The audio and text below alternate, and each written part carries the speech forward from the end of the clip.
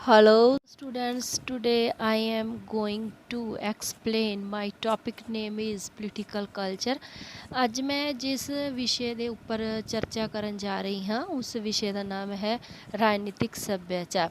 First of all I explain the meaning of political culture ਕਿ ਰਾਜਨੀਤਿਕ ਸੱਭਿਆਚਾਰ ਕੀ ਹੈ ਤੇ ਰਾਜਨੀਤਿਕ ਸੱਭਿਆਚਾਰ ਦੀ ਧਾਰਨਾ ਦੇ ਕੀ ਅਰਥ ਹਨ। ਤਾਂ ਰਾਜਨੀਤਿਕ ਸੱਭਿਆਚਾਰ ਦੀ ਧਾਰਨਾ ਰਾਜਨੀਤਿਕ ਪ੍ਰਣਾਲੀ ਵਿੱਚ ਰਹਿਣ ਵਾਲੇ ਲੋਕਾਂ ਦੇ ਰਾਜਨੀਤਿਕ ਪ੍ਰਤੀ ਕੀ ਵਿਵਹਾਰ ਹਨ, ਕੀ ਦ੍ਰਿਸ਼ਟੀਕੋਣ ਹਨ, ਉਹਨਾਂ ਦੇ ਰਾਜਨੀਤੀ ਪ੍ਰਤੀ ਕੀ ਵਿਸ਼ਵਾਸ ਹਨ, ਇਹ ਸਭ ਕੁਝ ਰਾਜਨੀਤਿਕ ਸੱਭਿਆਚਾਰ ਦੇ ਵਿੱਚ ਆਉਂਦਾ ਹੈ।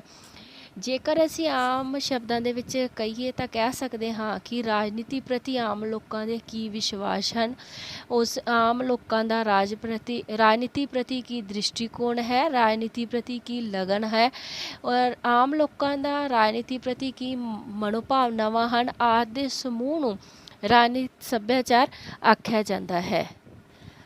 ਆਲਮੰਡ ਅਤੇ ਪਾਵਲ ਦੇ ਅਨੁਸਾਰ ਕਿ ਰਾਜਨੀਤਿਕ ਸੱਭਿਆਚਾਰ ਕੀ ਹੈ ਤਾਂ ਰਾਜਨੀਤਿਕ ਸੱਭਿਆਚਾਰ ਰਾਜਨੀਤਿਕ ਪ੍ਰਣਾਲੀ ਦੇ ਮੈਂਬਰਾਂ ਅੰਦਰ ਰਾਜਨੀਤੀ ਪ੍ਰਤੀ ਵਿਅਕਤੀਗਤ ਵਿਵਹਾਰ ਅਤੇ ਅਨੁਕੂਲਤਾਵਾਂ ਦਾ ਨਮੂਨਾ ਹੈ।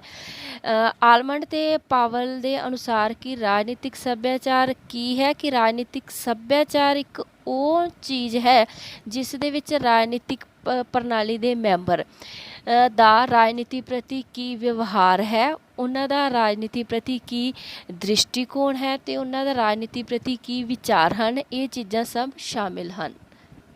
ਤਾਂ ਇਸ ਤਰ੍ਹਾਂ ਅਸੀਂ ਕਹਿ ਸਕਦੇ ਹਾਂ ਕਿ ਰਾਜਨੀਤਿਕ ਸੱਭਿਆਚਾਰ ਕਿਸੇ ਦੇਸ਼ ਦੇ ਲੋਕਾਂ ਦਾ ਉੱਥੋਂ ਦੀ ਰਾਜਨੀਤਿਕ ਪ੍ਰਣਾਲੀ ਪ੍ਰਤੀ, ਉੱਥੋਂ ਦੀ ਸਰਕਾਰ ਦੇ ਪ੍ਰਤੀ ਉਹ ਕਿੰਨਾ ਕੁ ਵਿਸ਼ਵਾਸ ਰੱਖਦੇ ਹਨ, ਉਹਨਾਂ ਦਾ ਉੱਥੋਂ ਦੀ ਰਾਜਨੀਤੀ ਪ੍ਰਤੀ ਦ੍ਰਿਸ਼ਟੀਕੋਣ ਕੀ ਹੈ, ਨਜ਼ਰੀਆ ਕੀ ਹੈ, ਰਾਜਨੀਤੀ ਪ੍ਰਤੀ ਉੱਥੋਂ ਦੇ ਲੋਕਾਂ ਦੀ ਵਿਚਾਰਧਾਰਾ ਕੀ ਹੈ, ਉਹਨਾਂ ਦੇ ਸਾਰੇ ਸਮੂਹ ਨੂੰ ਉਹਨਾਂ ਦੀਆਂ ਲੋਕਾਂ ਦੀਆਂ ਕਦਰਾਂ ਕੀਮਤਾਂ ਰਾਜਨੀਤੀ ਪ੍ਰਤੀ ਲੋਕਾਂ ਦੇ ਵਿਸ਼ਵਾਸ, ਰਾਜਨੀਤੀ ਪ੍ਰਤੀ ਲੋਕਾਂ ਦਾ ਦ੍ਰਿਸ਼ਟੀਕੋਣ, ਇਹ ਸਭ ਰਾਜਨੀਤਿਕ ਸੱਭਿਆਚਾਰ ਦੇ ਅੰਦਰ ਹੀ ਆਉਂਦੀਆਂ ਹਨ।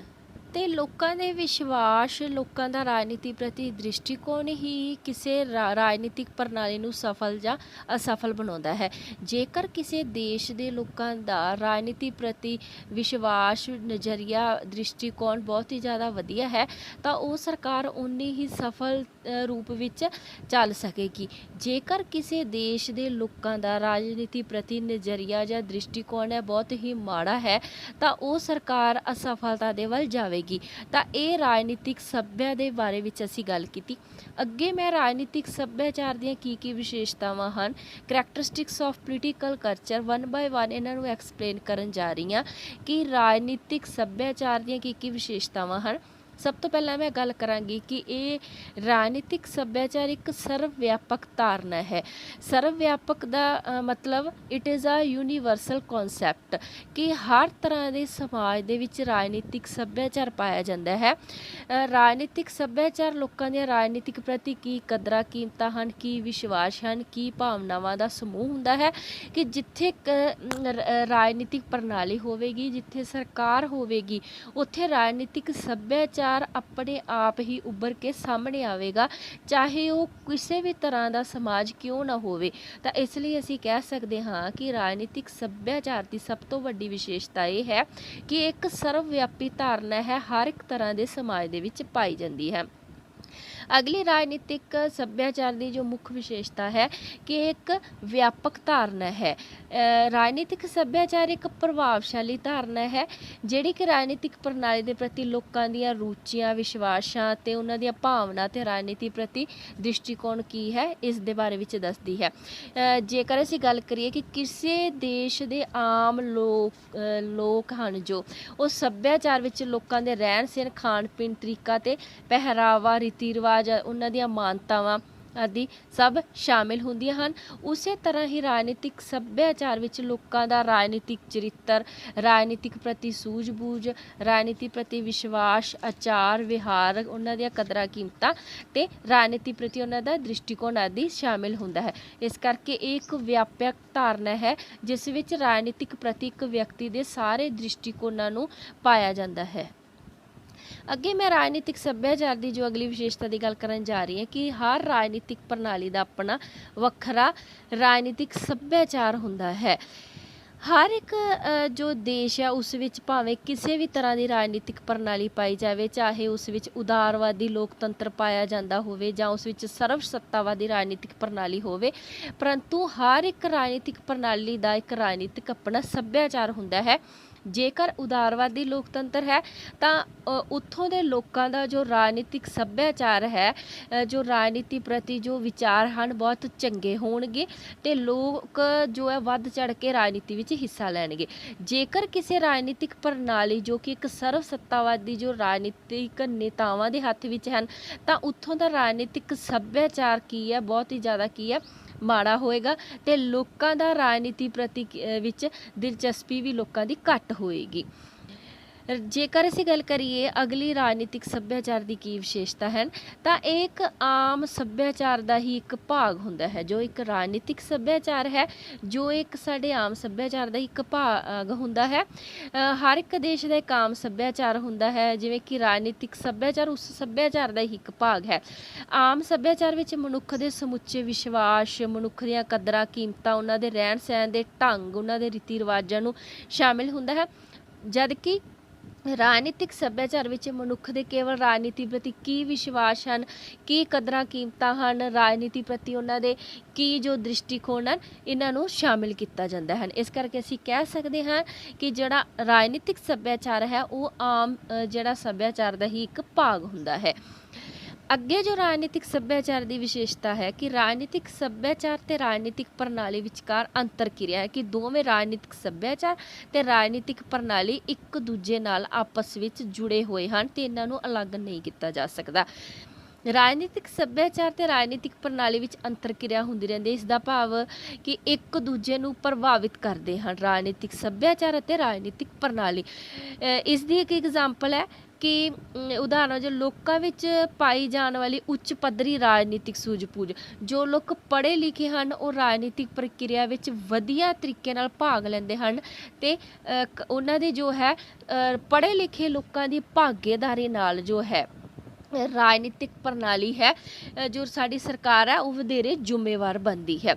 ਇਸ ਤਰ੍ਹਾਂ ਅਸੀਂ ਕਹਿ ਸਕਦੇ ਹਾਂ ਕਿ ਰਾਜਨੀਤਿਕ ਸੱਭਿਆਚਾਰ ਅਤੇ ਰਾਜਨੀਤਿਕ ਪ੍ਰਣਾਲੀ ਵਿੱਚ ਅੰਤਰ ਕਿਰਿਆ ਹੁੰਦੀ ਹੈ। ਅੱਗੇ ਮੈਂ ਜਿਸ ਰਾਜਨੀਤਿਕ ਸੱਭਿਆਚਾਰ ਦੀ ਵਿਸ਼ੇਸ਼ਤਾ ਦੀ ਗੱਲ ਕਰਨ ਜਾ ਰਹੀ ਹਾਂ ਕਿ ਰਾਜਨੀਤਿਕ ਸੱਭਿਆਚਾਰ ਦੀ ਧਾਰਨਾ ਅੰਤਰਮੁਖੀ ਹੁੰਦੀ ਹਨ।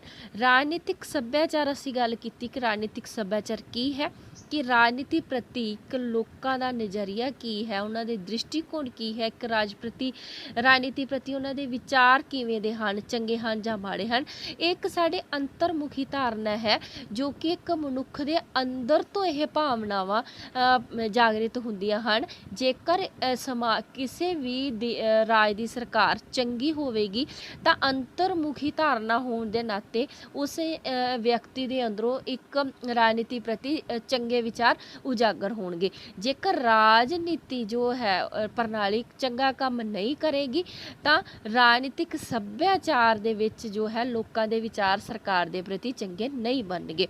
ਇਸ ਕਰਕੇ ਰਾਜਨੀਤਿਕ ਸੱਭਿਆਚਾਰ ਇੱਕ ਅੰਤਰਮੁਖੀ ਧਾਰਨਾ ਹੈ। ਰਾਜਨੀਤਿਕ ਸੱਭਿਆਚਾਰ ਦਾ ਜੋ ਸਰੂਪ ਹੈ ਉਹ ਪਰਿਵਰਤਨਸ਼ੀਲ ਹੈ। ਕਿਸੇ ਵੀ ਰਾਜਨੀਤਿਕ ਪ੍ਰਣਾਲੀ ਦਾ ਜੋ ਰਾਜਨੀਤਿਕ ਸੱਭਿਆਚਾਰ ਸਥਾਈ ਸਰੂਪ ਨਹੀਂ ਹੁੰਦਾ। ਜਿਵੇਂ ਜਿਵੇਂ ਹਾਲਾਤ ਬਦਲਦੇ ਰਹਿੰਦੇ ਹਨ, ਜਿਵੇਂ ਜਿਵੇਂ ਸਰਕਾਰਾਂ ਬਦਲਦੀਆਂ ਰਹਿੰਦੀਆਂ ਹਨ ਤਾਂ ਰਾਜਨੀਤਿਕ ਸੱਭਿਆਚਾਰ ਵਿੱਚ ਵੀ ਪਰਿਵਰਤਨ ਆਉਂਦਾ ਰਹਿੰਦਾ ਹੈ। ਉਦਾਹਰਨ ਵਜੋਂ ਜੇਕਰ ਅਸੀਂ ਅੱਜ ਇੰਡੀਆ ਦੀ ਗੱਲ ਕਰੀਏ, ਭਾਰਤ ਦੀ ਗੱਲ ਕਰੀਏ ਤਾਂ ਪਹਿਲਾਂ ਦੇ ਮੁਕਾਬਲੇ ਹੁਣ ਕਾਫੀ ਜੋ ਹੈ ਲੋਕ ਪੜ੍ਹੇ ਲਿਖੇ ਹੈ, ਜਾਗਰੂਕਤਾ, ਇਸ ਕਰਕੇ ਉਹ ਰਾਜਨੀਤੀ ਵਿੱਚ ਵਧੇਰੇ ਭਾਗ ਲੈਂਦੇ ਹਨ। ਤਾਂ ਅਸੀਂ ਕਹਿ ਸਕਦੇ ਹਾਂ ਕਿ ਪਹਿਲਾਂ ਵਾਲੇ ਸਮੇਂ ਨਾਲੋਂ ਹੁਣ ਰਾਜਨੀਤਿਕ ਜੋ ਸੱਭਿਆਚਾਰ ਦਾ ਕਾਫੀ ਵਿਕਾਸ ਹੋਇਆ ਹੈ। ਤਾਂ ਇਹ ਅਸੀਂ ਜੋ ਉੱਪਰ ਸੀ ਸਾਰੀਆਂ ਰਾਜਨੀਤਿਕ ਸੱਭਿਆਚਾਰ ਦੀਆਂ ਕੀ ਵਿਸ਼ੇਸ਼ਤਾਵਾਂ ਹਨ ਇਸ ਬਾਰੇ ਗੱਲ ਕੀਤੀ। ਅੱਗੇ ਜੋ ਮੈਂ ਚਰਚਾ ਕਰਨ ਜਾ ਰਹੀ ਹਾਂ ਕਿ ਰਾਜਨੀਤਿਕ ਸੱਭਿਆਚਾਰ ਦੇ ਜੋ ਅੰਗ ਕਿਹੜੇ-ਕਿਹੜੇ ਹਨ, ਜੋ ਹੈ ਕਿ ਰਾਜਨੀਤਿਕ ਸੱਭਿਆਚਾਰ ਦੇ ਮੇਨ ਕਿਹੜੇ-ਕਿਹੜੇ ਤੱਤ ਹਨ। ਜਿਨ੍ਹਾਂ ਦੇ ਆਧਾਰ 'ਤੇ ਇੱਕ ਵਿਅਕਤੀ ਦੇ ਮਨ ਦੇ ਵਿੱਚ ਰਾਜਨੀਤਿਕ ਸੱਭਿਆਚਾਰ ਪੈਦਾ ਹੁੰਦਾ, ਰਾਜਨੀਤੀ ਪ੍ਰਤੀ ਵਿਚਾਰ ਬਣਦੇ ਹਨ। ਤਾਂ ਸਭ ਤੋਂ ਪਹਿਲਾਂ ਮੈਂ ਗੱਲ ਕਰਾਂਗੀ ਕਿ ਰਾਜਨੀਤਿਕ ਸੱਭਿਆਚਾਰ ਦਾ ਜੋ ਮੁੱਖ ਅੰਗ ਹੈ ਗਿਆਨਾਤਮਕ ਦਿਸ਼ਾਮਾਨ ਹੈ। ਕਿ ਗਿਆਨਾਤਮਕ ਦਿਸ਼ਾਮਾਨ ਤੋਂ ਭਾਵ ਹੈ ਕਿ ਵਿਅਕਤੀ ਨੂੰ ਵੱਖ-ਵੱਖ ਰਾਜਨੀਤਿਕ ਸਮੱਸਿਆਵਾਂ, ਘਟਨਾਵਾਂ, ਕਿ ਰਾਜਨੀਤੀ ਪ੍ਰਤੀ ਇੱਕ ਵਿਅਕਤੀ ਨੂੰ ਕਿੰਨਾ ਕੁ ਗਿਆਨ ਹੈ, ਕਿ ਇੱਕ ਵਿਅਕਤੀ ਆਪਣੇ ਦੇਸ਼ ਵਿੱਚ ਚੱਲ ਰਹੀ ਸਰਕਾਰ ਦੇ ਬਾਰੇ ਵਿੱਚ ਕਿੰਨਾ ਕੁ ਜਾਣਦਾ ਹੈ, ਦੇਸ਼ ਵਿੱਚ ਚੱਲ ਰਹੀਆਂ ਸਮੱਸਿਆਵਾਂ ਪ੍ਰਤੀ ਕਿੰਨਾ ਕੁ ਜਾਗਰੂਕ ਹੈ। ਤਾਂ ਗਿਆਨਾਤਮਕ ਦਿਸ਼ਾ ਮਾਨ ਹੈ ਜੋ ਦੇਸ਼ ਦੇ ਅਲੱਗ-ਅਲੱਗ ਨਾਗਰਿਕਾਂ ਵਿੱਚ ਅਲੱਗ-ਅਲੱਗ ਹੁੰਦਾ ਹੈ।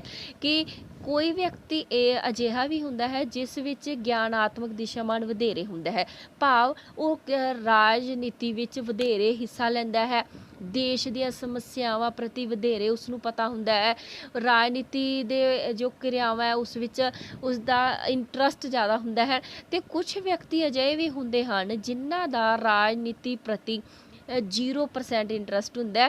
ਕਹਿਣ ਤੋਂ ਭਾਵ ਹੈ ਕਿ ਕੁਛ ਵਿਅਕਤੀ ਅਜਿਹੇ ਹਨ ਜਿਨ੍ਹਾਂ ਨੂੰ ਦੇਸ਼ ਦੇ ਵਿੱਚ ਚੱਲ ਰਹੀਆਂ ਜੋ ਸਮੱਸਿਆਵਾਂ ਉਹਨਾਂ ਦਾ ਗਿਆਨ ਨਹੀਂ ਹੁੰਦਾ, ਤਾਂ ਦੇਸ਼ ਦੀ ਸਰਕਾਰ ਕੀ ਕਰ ਰਹੀ ਹੈ ਇਸ ਚੀਜ਼ ਦਾ ਗਿਆਨ ਨਹੀਂ ਹੁੰਦਾ। ਤਾਂ ਸਭ ਤੋਂ ਜ਼ਿਆਦਾ ਮਹੱਤਵਪੂਰਨ ਰਾਜਨੀਤਿਕ ਸੱਭਿਆਚਾਰ ਦਾ ਅੰਗ ਹੈ ਗਿਆਨਾਤਮਕ ਦਿਸ਼ਾਮਾਨ।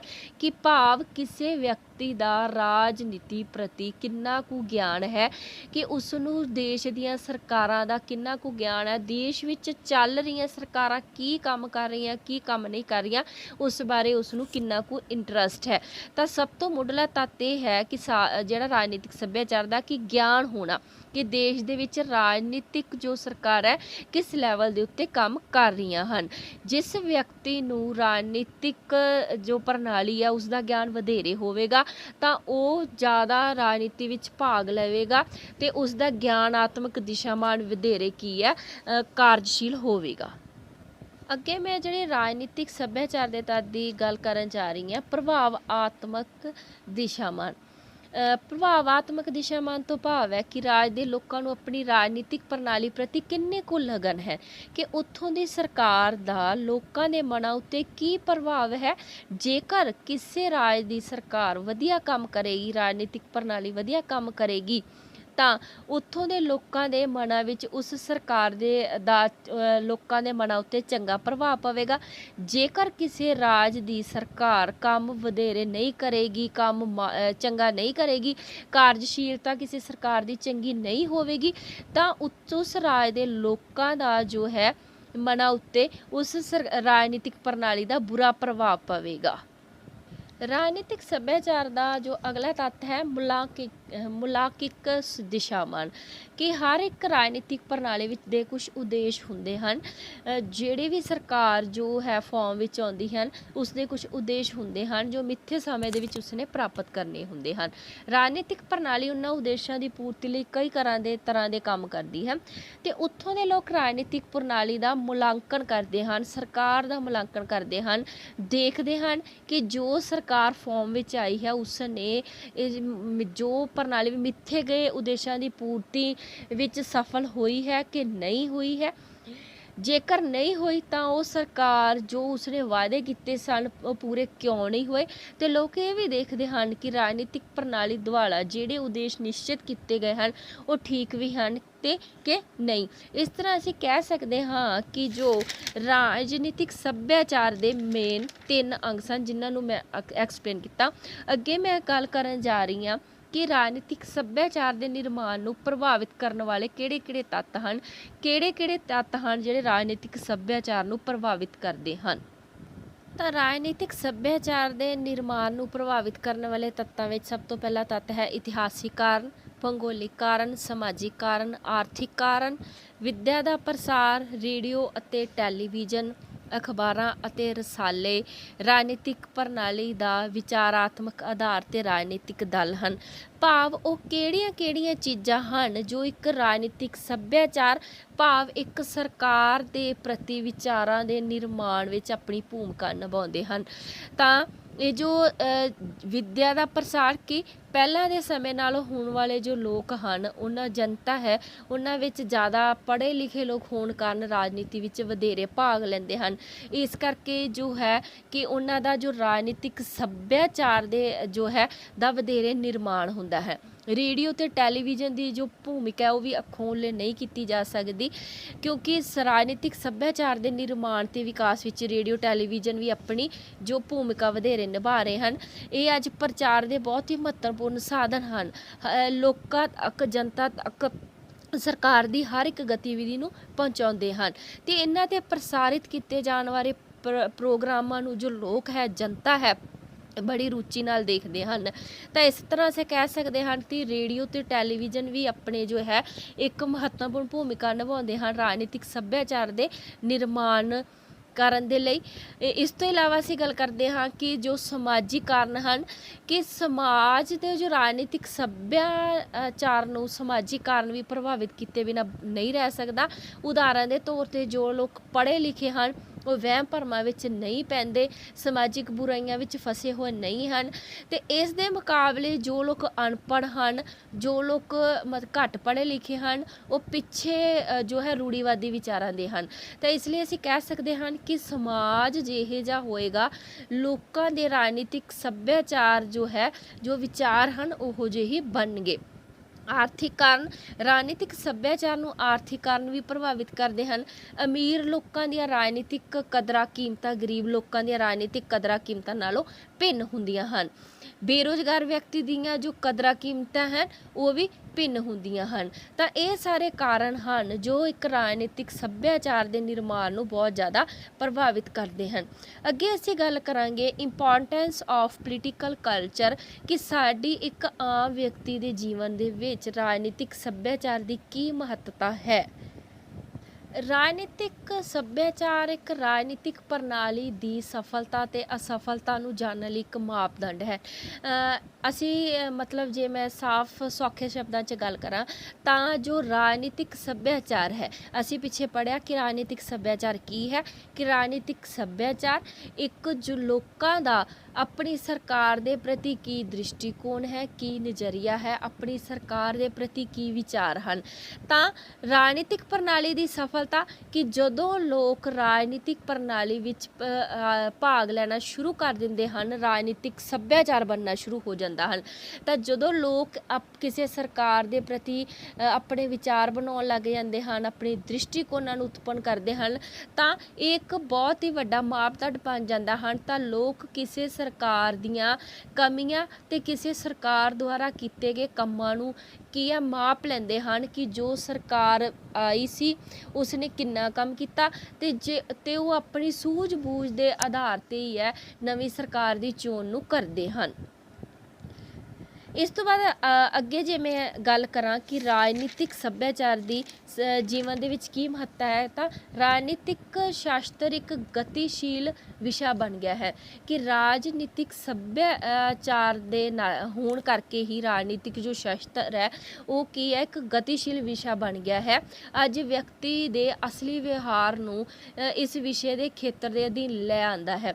ਇਸ ਤਰ੍ਹਾਂ ਨਾਲ ਰਾਜਨੀਤਿਕ ਸ਼ਾਸਤਰ ਦਾ ਖੇਤਰ ਵਿਸ਼ਾਲ ਹੋ ਗਿਆ ਹੈ, ਜਿਉਂਦਾ ਜਾਗਦਾ ਬਣ ਗਿਆ, ਕਿ ਹਰ ਇੱਕ ਵਿਅਕਤੀ ਨੇ ਰਾਜਨੀਤੀ ਵਿੱਚ ਭਾਗ ਲੈਣਾ ਸ਼ੁਰੂ ਕਰ ਦਿੱਤਾ ਹੈ, ਰਾਜਨੀਤੀ ਪ੍ਰਤੀ ਆਪਣੇ ਵਿਚਾਰ ਬਣਾਉਣੇ ਸ਼ੁਰੂ ਕਰ ਦਿੱਤੇ ਹਨ ਤੇ ਹਰ ਇੱਕ ਵਿਅਕਤੀ ਆਪਣੀ ਸੂਝ-ਬੂਝ ਸਦਕਾ ਹੀ ਸਰਕਾਰ ਨੂੰ ਚੁਣਨ ਦੇ ਵਿੱਚ ਕੀ ਹੈ, ਆਪਣੀ ਜੋ ਹੈ ਰੋਲ ਅਦਾ ਕਰਦਾ ਹੈ। ਅੱਗੇ ਅਸੀਂ ਕਹਿ ਸਕਦੇ ਹਾਂ ਕਿ ਪਹਿਲਾਂ ਜੋ ਹੈ ਕਿ ਜਿਹੜਾ ਰਾਜਨੀਤਿਕ ਸ਼ਾਸਤਰ ਸੀ ਇੱਕ ਬਹੁਤ ਹੀ ਜ਼ਿਆਦਾ ਸੀਗਾ ਜੋ ਇੱਕ ਸੂਖਮ ਵਿਸ਼ਾ ਸੀ, ਪਰੰਤੂ ਹੁਣ ਇਹ ਸੂਖਮ ਅਤੇ ਵਿਸ਼ਾਲ ਅਧਿਐਨ ਵਿੱਚ ਦਾ ਸੁਮੇਲ ਬਣ ਗਿਆ ਹੈ। ਰਾਜਨੀਤਿਕ ਸੱਭਿਆਚਾਰ ਦੀ ਧਾਰਨ ਕਾਰਨ ਹੀ ਰਾਜਨੀਤਿਕ ਜੋ ਸ਼ਾਸਤਰ ਹੈ ਸੂਖਮ ਅਤੇ ਵਿਸ਼ਾਲ ਅਧਿਐਨ ਦਾ ਸੁਮੇਲ ਬਣ ਗਿਆ ਹੈ। ਅੱਜ ਅਸੀਂ ਵਿਅਕਤੀ ਦੇ ਰਾਜਨੀਤਿਕ ਵਿਸ਼ਵਾਸਾਂ ਤੇ ਉਸਦੇ ਕਦਰਾਂ ਕੀਮਤਾਂ ਅਤੇ ਸਮਾਜ ਦੇ ਰਾਜਨੀਤਿਕ ਵਿਸ਼ਵਾਸਾਂ ਅਤੇ ਸਮਾਜਿਕ ਕਦਰਾਂ ਕੀਮਤਾਂ ਦੇ ਮਿਲਵੇਂ ਪ੍ਰਭਾਵ ਨੂੰ ਸਮਝ ਪਾਉਂਦੇ ਹਾਂ। ਅੱਗੇ ਅਸੀਂ ਗੱਲ ਕਰਾਂਗੇ ਕਿ ਇਸ ਤੋਂ ਇਲਾਵਾ ਰਾਜਨੀਤਿਕ ਜੋ ਸੱਭਿਆਚਾਰ ਦਾ ਹੋਰ ਕੀ ਇਨਸਾਨ ਦੀ ਲਾਈਫ ਵਿੱਚ ਮਹੱਤਵ ਹੈ ਕਿ ਪ੍ਰਗਤੀਸ਼ੀਲ ਰਾਜਨੀਤਿਕ ਪਰਿਵਰਤਨ ਲਿਆਉਣ ਵਿੱਚ ਸਹਾਈ ਹੈ, ਕਿਉਂਕਿ ਰਾਜਨੀਤਿਕ ਸੱਭਿਆਚਾਰ ਦੇ ਦੁਆਰਾ ਹੀ ਹਰ ਇੱਕ ਵਿਅਕਤੀ ਨੇ ਰਾਜਨੀਤੀ ਪ੍ਰਤੀ ਜਾਣਕਾਰੀ ਹਾਸਲ ਕਰਨੀ ਸ਼ੁਰੂ ਕਰ ਦਿੱਤੀ ਹੈ। ਹਰ ਇੱਕ ਵਿਅਕਤੀ ਰਾਜਨੀਤੀ ਵਿੱਚ ਵੱਧ ਚੜ੍ਹ ਕੇ ਹਿੱਸਾ ਲੈਂਦਾ ਹੈ। ਤਾਂ ਇਸ ਕਰਕੇ ਅਸੀਂ ਕਹਿ ਸਕਦੇ ਹਾਂ ਕਿ ਰਾਜਨੀਤੀ ਵਿੱਚ ਜੋ ਪ੍ਰਭਾਵਸ਼ਾਲੀ ਪਰਿਵਰਤਨ ਆਉਣੇ ਸੁਭਾਵਿਕ ਹੀ ਹੋ ਗਏ ਹਨ। ਹਰ ਇੱਕ ਵਿਅਕਤੀ ਰਾਜਨੀਤੀ ਪ੍ਰਤੀ ਆਪਣਾ ਦ੍ਰਿਸ਼ਟੀਕੋਣ ਰੱਖਦਾ ਹੈ, ਆਪਣਾ ਨਜ਼ਰੀਆ ਰੱਖਦਾ ਹੈ ਅਤੇ ਜੇਕਰ ਉਹਨੂੰ ਕਿਸੇ ਸਰਕਾਰ ਦੀ ਕਾਰਜ ਵਿਧੀ ਦੇ ਵਿੱਚ ਕੋਈ ਕਮੀ ਲੱਗਦੀ ਹੈ ਤਾਂ ਉਹ ਪ੍ਰਭਾਵਸ਼ਾਲੀ ਰੂਪ ਨਾਲ ਉਸ ਸਰਕਾਰ ਨੂੰ ਤਬਦੀਲ ਕਰ ਦਿੰਦਾ ਹੈ, ਸਮਾਜ ਦੇ ਵਿੱਚ ਪਰਿਵਰਤਨ ਲੈ ਆਉਂਦਾ ਹੈ। ਤਾਂ ਇਸ ਤਰ੍ਹਾਂ ਅਸੀਂ ਅੱਜ ਗੱਲ ਕੀਤੀ ਕਿ ਰਾਜਨੀਤਿਕ ਜੋ ਸੱਭਿਆਚਾਰ ਹੈ ਉਸ ਦਾ ਅਰਥ ਕੀ ਹੈ ਅਤੇ ਰਾਜਨੀਤਿਕ ਸੱਭਿਆਚਾਰ ਦੀਆਂ ਕੀ ਵਿਸ਼ੇਸ਼ਤਾਵਾਂ ਹਨ, ਅਤੇ ਇੱਕ ਜੋ ਸਾਡੇ ਸਮਾਜ ਦੇ ਵਿੱਚ ਇਹ ਜੋ ਨਵੀਂ ਧਾਰਨਾ ਹੈ ਰਾਜਨੀਤਿਕ ਸੱਭਿਆਚਾਰ, ਇਸ ਦਾ ਕੀ ਮਹੱਤਵ ਹੈ, ਇਸ ਬਾਰੇ ਅਸੀਂ ਚਰਚਾ ਕੀਤੀ। Thanks, have a nice day.